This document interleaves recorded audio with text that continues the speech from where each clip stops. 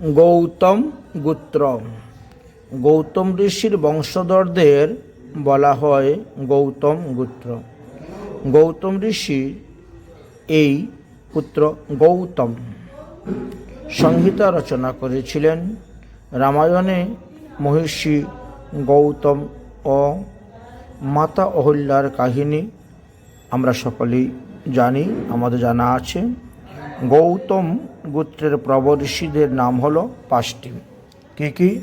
গৌতম, অঙ্গিরস, বার্হস্পত্য, অপ্সর, নৈ, ধ্রুব।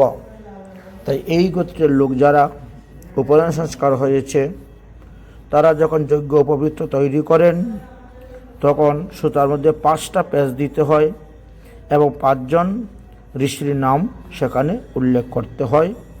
তাই গৌতম গোত্রের কথা আলোচনা করা হলো।